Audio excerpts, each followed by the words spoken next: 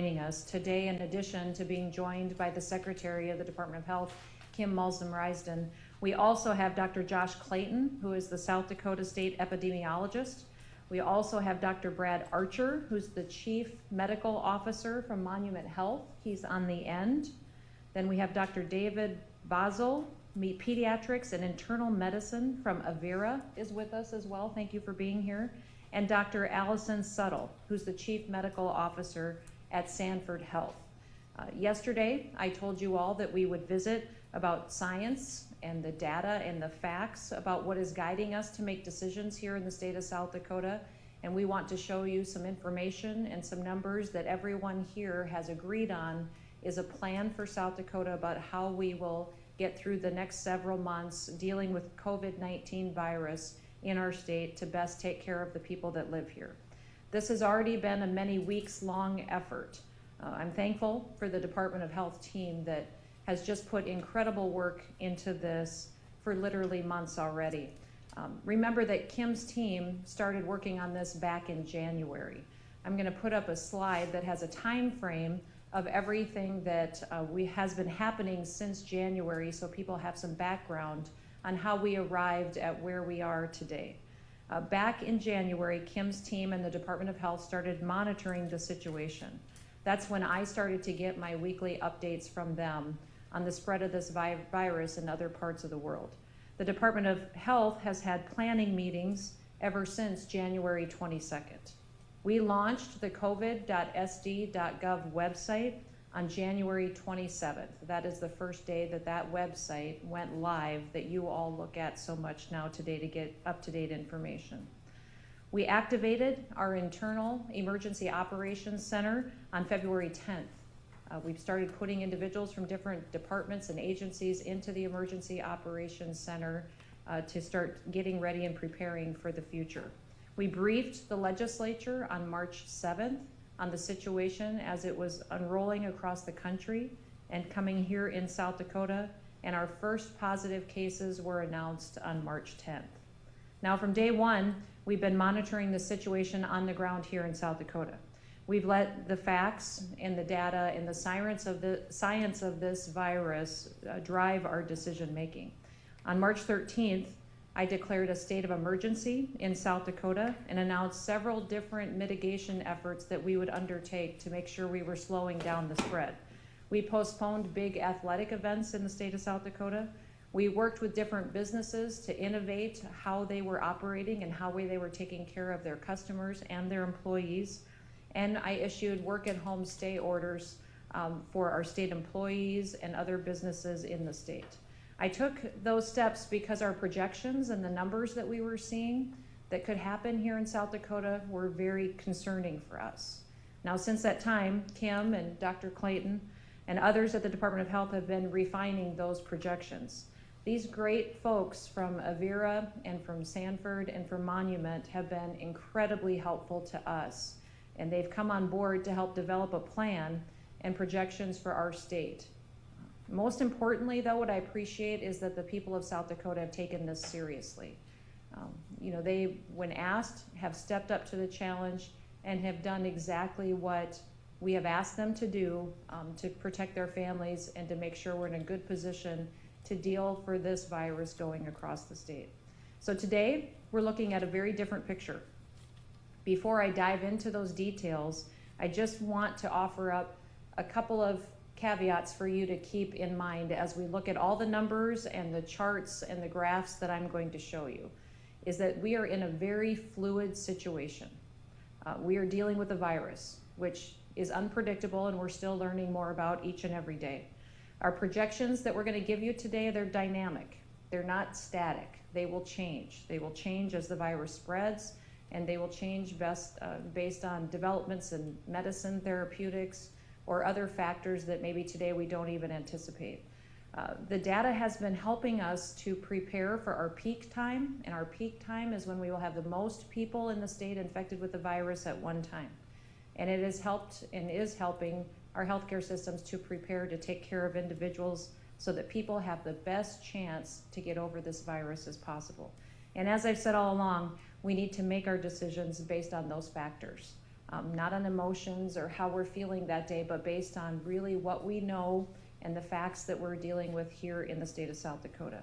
Now, the numbers that I will give you and the projections are all information that the state and these three health systems have agreed on is the best plan for the state of South Dakota, the best path forward, and the data and the information that went into what I'm going to show you today.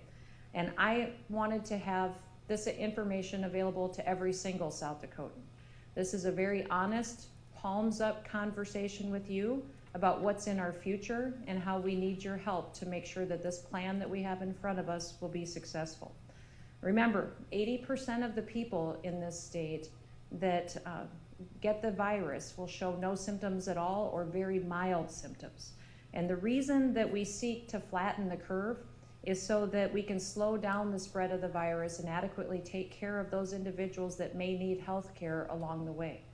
We need to slow it down so that we have the capacity to give them hospital beds, ICU care, ventilators, whatever they may need to heal, to be well, and to continue on enjoying their families and their life here in South Dakota. So on March 10th, this is the graph that I want to show you of what we were looking at for information that we would have for peak infections here in the state of South Dakota. Now, significant hospitalizations, when you look at that graph with the information that we had in front of us, we could not take care of the people that would get sick and would need to be hospitalized. It was far beyond our capacity and far beyond what we would be able to do in the state of South Dakota. So what we did is we went forward and put in some mitigation measures. We limited sizes of people that could spend time together, asked people to stay home, focused on washing hands, having good hygiene, changing business practices, and thanks to that, thanks to all of you and smart South Dakotans, here's what we're looking at now. Now we have cut the number of people at our peak infection rate that will be sick at one time almost in half, which is fantastic. But if you will notice by looking at these charts, what's different is that we have pushed our peak infection date out, which means we still have a long road in front of us. We will not, according to these charts and this data and information that we have, reach our peak until we get to the middle of June, end of June. And that is the peak. That is not when we are through this thing. That just means that is when the most people will be sick, and we will still have to keep all of our mitigation measures in place until we get to August. So if you look at that graph and you see that time frame, when I ask you to do something to help protect people and keep them safe, I'm looking at the fact that I need to ask you to maintain those behaviors and to live that lifestyle until we get to August. That is based on what we've already implemented here at the state of South Dakota. And it is working. What you're doing is definitely bending the curve. It is flattening the curve. It is slowing down the spread. And it's giving us the ability to go forward and to make sure that we have the capacity in our healthcare systems to take care of individuals who will need hospitalization or physician's care to get better. We also have a projection slide I want to put up for you that says real numbers. These are the projections for South Dakota. Our South Dakota population is 882,235 people. That's how many people live here today. At our peak infection rate, which will be mid-June, towards the end of June, we will have current containment and social distancing mitigation measures in place. That means doing what we're doing today is when we will reach that peak infection rate, and this is when we are still continuing the activities that we've been doing the last couple of weeks. Now, this is a number that's been a little different. What I have told you before is that people that will get the virus in South Dakota would be about 30% of the population. What we've learned about the virus since I first talked to you about that percentage is that now we understand that many more people could be infected with the virus that have no symptoms whatsoever. So now we're talking 30 to 70% of our population realistically will get this virus. That's what we need to prepare for. Now, it shouldn't be too scary for us because we recognize those other folks that we're encompassing will contract the virus, but they will have no symptoms, or very mild symptoms where it won't occur to them that they have COVID-19. But when we're looking at our data and our numbers and the amount of people that will get infected, we anticipate It will be 265,000 people to 600,000 people in the state of South Dakota. What this means, taking into the formula of what we've seen in other states and across the world, with that many people that will have the virus and that will contract it, and then laying it on top of our demographic information, where our elderly population lives, individuals who have pre-existing health conditions, that we will need at our peak infection date, sometime in the middle of June, that we will need about 5,000 hospital beds dedicated to COVID-19. We will also need 1,300 ventilators to take care of the people in our state that will need them. This means that 5% of the infections will be hospitalized, which is a number that many of the other models are using that you've heard about on the national news.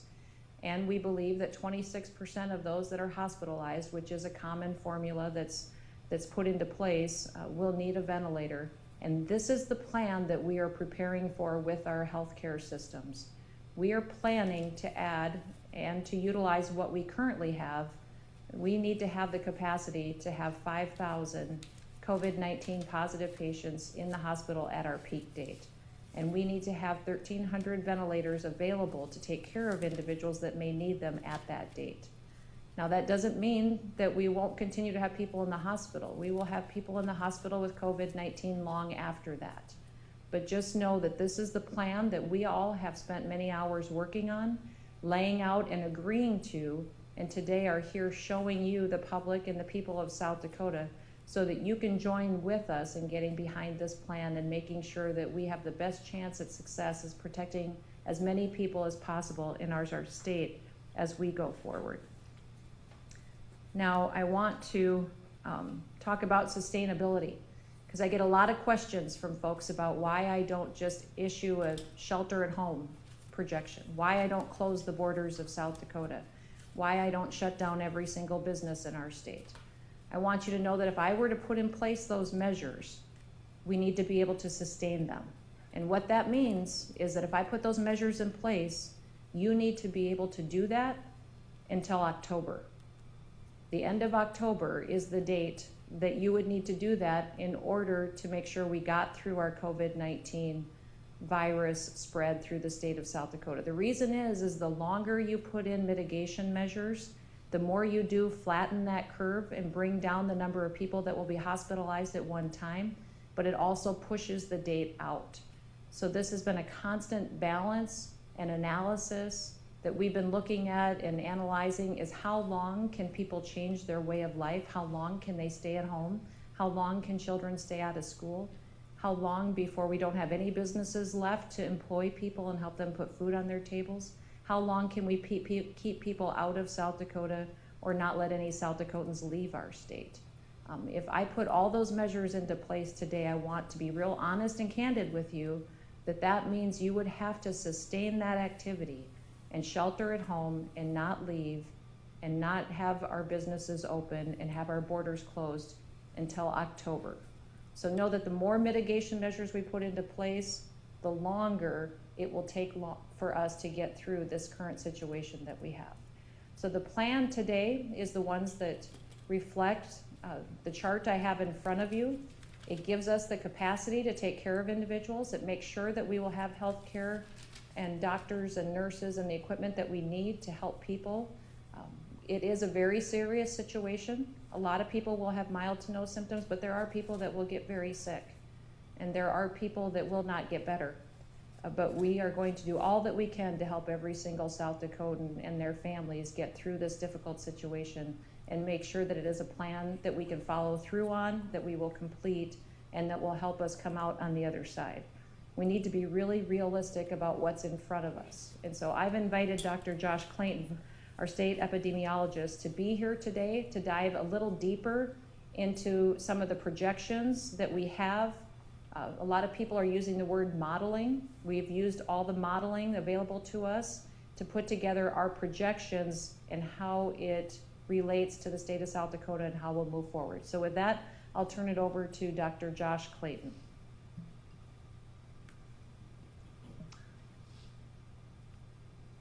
Thank you. Thank you, Governor. The consensus projections that were denoted in blue is based on information that was available as of April 2nd and is subject to change as new data becomes available. Each model that is listed on the slide that I'll be showing here in a moment has its own limitations. We evaluated several and realized that due to all of those limitations, we wanted to really take a consensus approach and work with our healthcare partners and health systems to identify what is the best course of action for surge capacity planning for hospital beds in the state. So on the screens are just a few of the models that we have considered. The Harvard model does include total hospitalizations, but it does not account for the timing in which those hospitalizations occur, and there are no projections for ventilators needed in the state. The University of Washington model, we're unsure the exact R0 or the doubling time that is used in some of the projections that have been posted. And it does, according to some of the basic assumptions, require a stay-at-home order for the populations that are there for several months. The COVID Act Now model does not fully take into account what actions may have already occurred to decrease the R0 or the doubling time. And there also have no projections for ventilators that would be needed in the state. The Penn Medicine model does have information in there, and their default values may underrepresent or underreport the total hospital beds and ICU beds and ventilator beds needed. The University of Columbia model currently is focused at that national level and is not designed for state-by-state projections. So the information from that model that was presented is the peak being in mid-June with about 5,000 total hospital beds at the peak and a 1,300 ventilators needed to help support the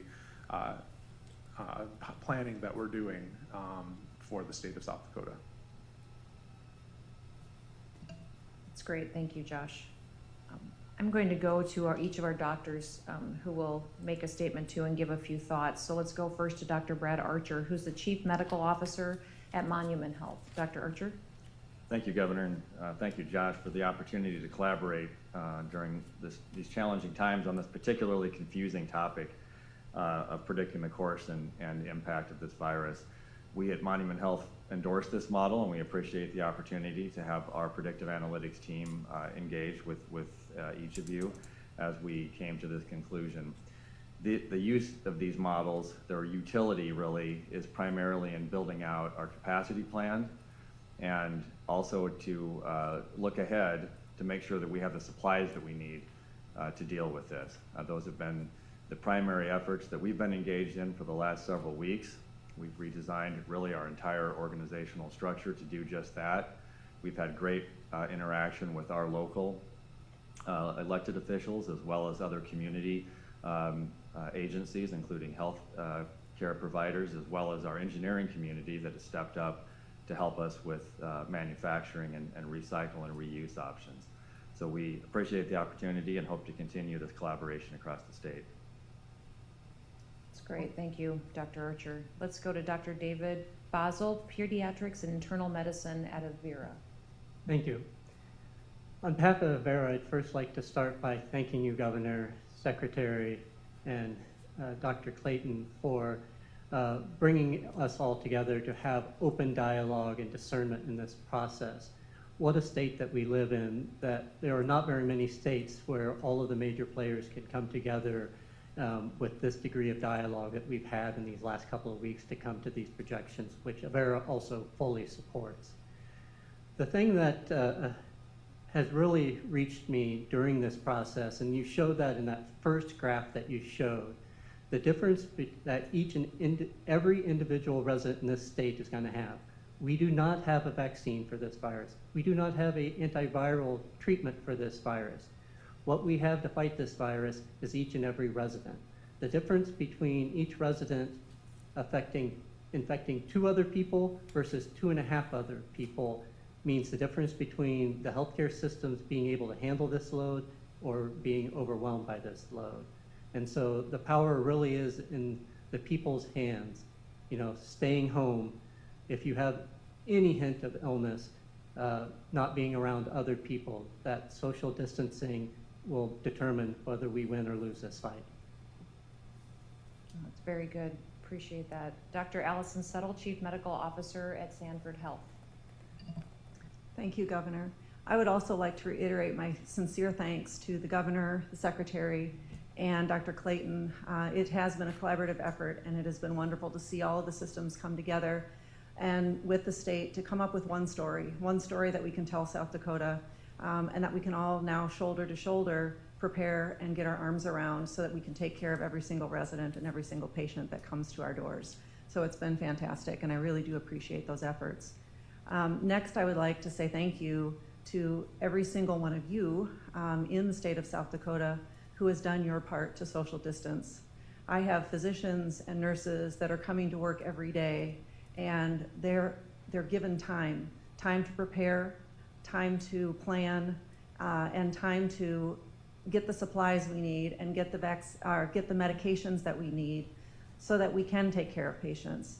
And so thank you on behalf of every single physician and nurse that works at Sanford for staying home and doing your part. We are getting ready. We're getting ready every day with supplies, with upskilling nurses that work in the clinic so that they can begin to work in the hospital, developing a rapid lab test with a 90-minute turnaround time so that we can be more and more ready as these cases increase. And the modeling really helps us, as Dr. Archer said, it helps us plan how many of the different things we're gonna need, when are we gonna need these things so that we can be completely prepared. It is just a model and it will change, and it depends on all of our behaviors and the virus itself and the biology of the virus, which we have to respect. I think now more than ever is the time to double down on staying at home. The case numbers are rising, so that staying at home is even more critical. And I'll give you just a few very specific examples of what I mean by staying at home. One of my neighbors said, this isn't social distancing, it's physical distancing. He's got a couple teenagers in his house. So it is exactly that. It's staying physically apart from each other. And so when you go to the grocery store, don't go every other day or every few days.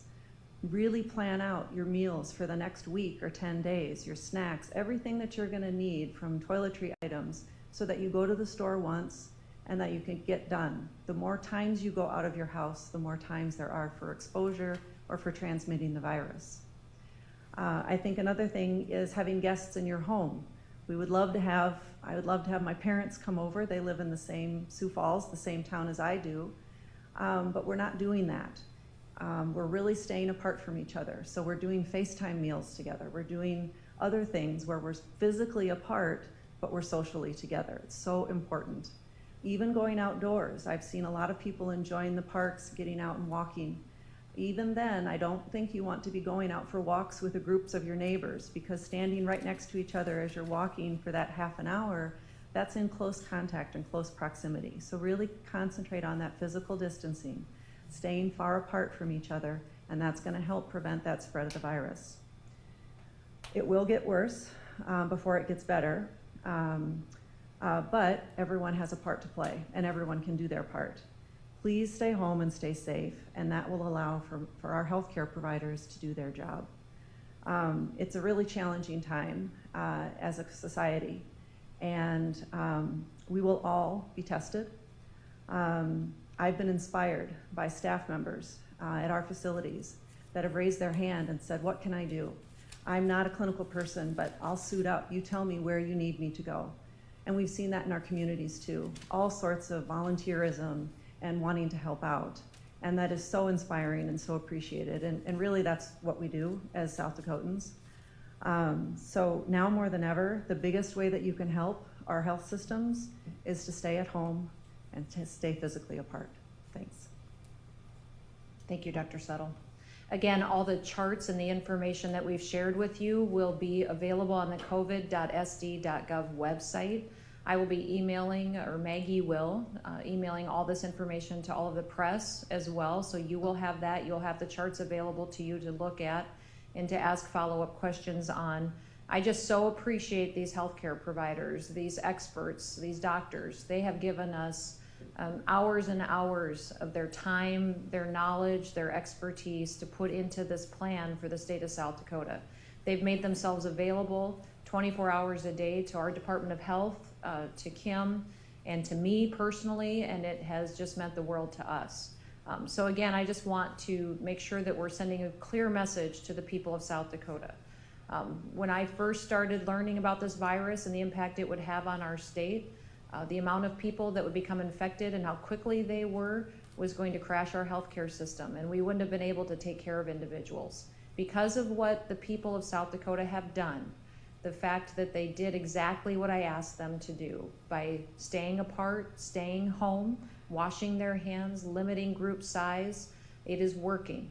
It is working. We have cut the number of people on our peak infection date in half. We are now at the point where we have a plan we can follow through on and that we all agree we can provide health care for. But I need you to continue to sustain these activities.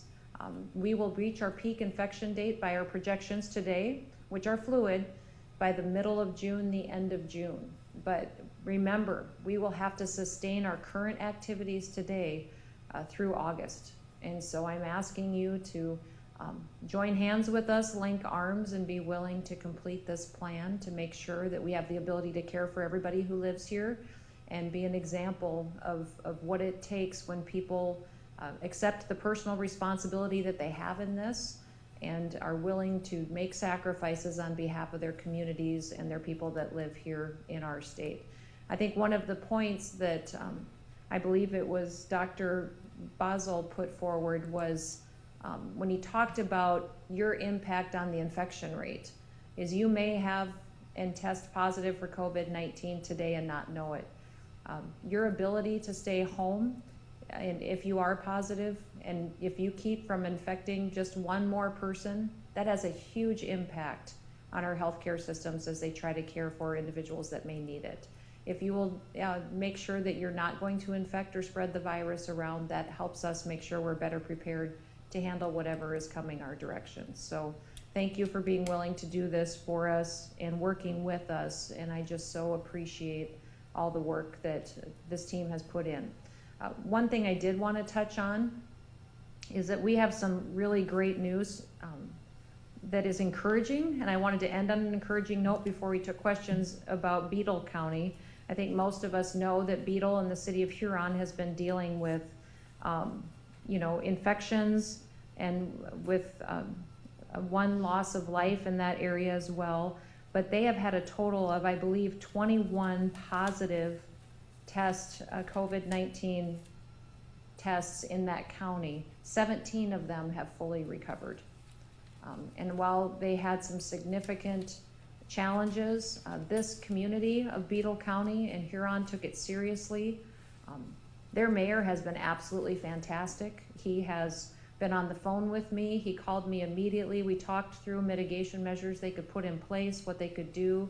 They did that, and they went from having 21 positive cases is the total amount of cases that they've had in that community, one loss of life, but now they have 17 fully recovered individuals going forward. And I think that that just is a testimony to what a community can do to really make sure they're making the right decisions to come out ahead of this thing and take care of the individuals who live there. So